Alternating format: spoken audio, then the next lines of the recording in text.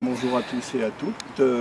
Aujourd'hui un petit tuto sur comment on fait les pieds et pourquoi. Alors les sabots sont à faire régulièrement chez l'âne comme chez le cheval. Même si nous avons un cheval et un âne, les sabots sont semblables mais différents. Donc nous avons chez le cheval un sabot qui est généralement plus empâté, plus aussi long que large, alors que chez l'âne, nous avons un sabot qui est beaucoup plus long que large. Pour pouvoir commencer à faire son travail, j'utilise personnellement 3 outils. Une brosse dure, une brosse métallique, un cure-pied, ça tous les cavaliers âniers en ont un chez eux, et une brosse dure un peu plus souple. Alors donc voilà, c'est en nylon, c'est voilà. C'est d'abord, je nettoie les sabots vers l'extérieur.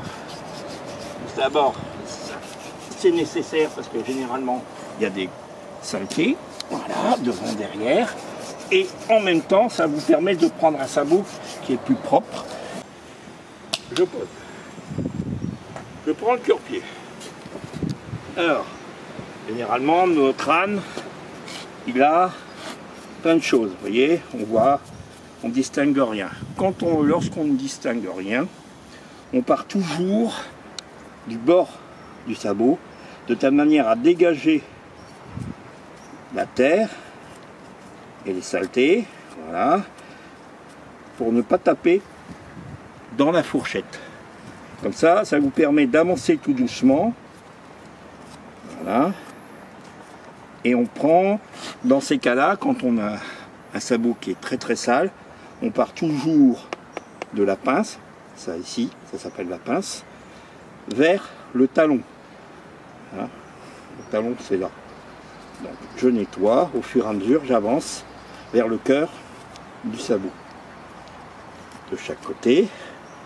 Et quand je distingue la fourchette, la voici, voilà, je dégage. Alors, qu'est-ce que je dégage? Je dégage la partie sol. Alors, mon âne a besoin de se reposer. Je repose. C'est moi qui donne le tempo. Ça va, mon grand? Donc, je pousse un petit peu et je lui demande le pied. Faut pas que ça soit lourd. Voilà, encore. Allez. Voilà. Voilà. C'est bien. Et je nettoie. Donc, je nettoie tout. Alors, je dégage aussi cette partie-là. On appelle la ligne blanche. Chez les ânes, c'est une partie qui est très, très fragile parce que les cailloux s'y mettent. Et ensuite, on a des abcès, des fourmilières et d'autres choses aussi sympathiques. Donc, je dégage bien la fourchette. Je brosse pour pouvoir faire apparaître l'ensemble du sabot. Alors, sur la fourchette, bien évidemment, cette partie-là est légèrement molle. Elle est irriguée. Ici, vous avez en dessous de la lacune centrale, c'est là où je mets mon doigt. Vous avez tout ce qui est irrigation sanguine. Et ici, c'est la partie fourchette, donc c'est aussi mou. Enfin, mou. Plus mou que là. La différence entre un sabot d'âne et un sabot de cheval, c'est que cette partie-ci, elle est beaucoup plus dure. La kératine qui forme le sabot de l'âne est beaucoup plus dure que celle du cheval. La consistance, la structure elle-même du sabot est différente, elle est sous forme tubulaire tout à fait particulière. Voilà. Donc ça, ici vous avez la sole, vous avez la pince, les quartiers, ici au niveau de la fourchette, les talons, ici vous avez les barres. Voilà. Donc la structure du sabot avec donc la pince, la sole, notamment la sole creuse ici, voilà, la ligne blanche qu'on voit bien ici, la fourchette, les barres. Donc ça c'est un signe quand les barres poussent ici, cette partie là pousse de plus en plus vers la fourchette, c'est que le sabot doit être refait, doit être reparé par un maréchal ferrant. Voilà, je donne un petit coup de brosse. Et alors, sur cette âne, comme la fourchette est un peu usée ici, je vais lui mettre un petit produit. Oui, ce produit est très connu, ça s'appelle du Kevin Bacon. Et je mets, alors c'est pas à peine d'en mettre des quantités industrielles, c'est un antibactérien en même temps, et ça permet de régénérer la fourchette au fur et à mesure. Voilà, sur la partie temple. Voilà. Lorsqu'il y a des affections, des problèmes dans la ligne blanche, je mettrai également du produit. Mais là, pour l'instant, aucun problème, un beau sabot d'âne. Toujours se mettre perpendiculaire à l'âne, la tête à l'opposé de celle de l'âne. On sollicite l'âne, on prévient toujours son âne qu'on arrive.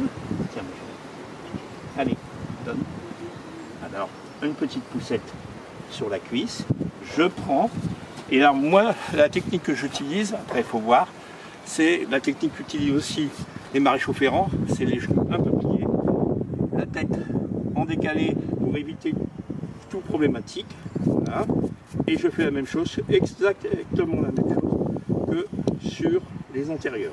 Donc je dégage la fourchette, on va laisser moins de saleté, voilà, je dégage. Voilà, je dégage bien, je nettoie à fond, je nettoie la ligne blanche, je dégage bien la ligne, j'ai rien mangé. Voilà, tout va bien, voilà. Et je vais utiliser les mêmes choses que tout à l'heure, les mêmes produits que tout à l'heure, en mettant un tout petit peu plus ici, parce qu'il y a, vous voyez la partie blanche qui est ici, c'est un début de fourmilière. Alors c'est pas grave, ça arrive régulièrement, c'est avec l'humidité. Voilà, je nettoie bien. Et quand c'est bien nettoyé, et ben un petit coup de brosse. Et parfois les fourchettes, à force de frotter, s'usent. Donc il y a ce qu'on appelle des peaux mortes qui sont dessus. Et ben,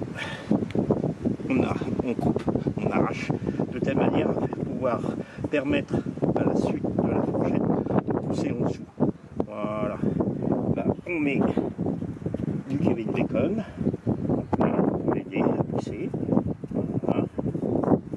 Voilà. Et on a un bel âne. Un petit coup parce que j'avais pas vu. Voilà. Alors, nous sommes au printemps. Moi, ce que j'utilise pendant le printemps, pour l'extérieur du sabot, eh bien, c'est de longan blond, voilà, à base de l'huile de laurier. Ça permet de nourrir et d'entretenir les sabots. Voilà, un petit coup, et en plus, ça fait très joli. Dans le panorama, on a un âne qui a les sabots qui brillent.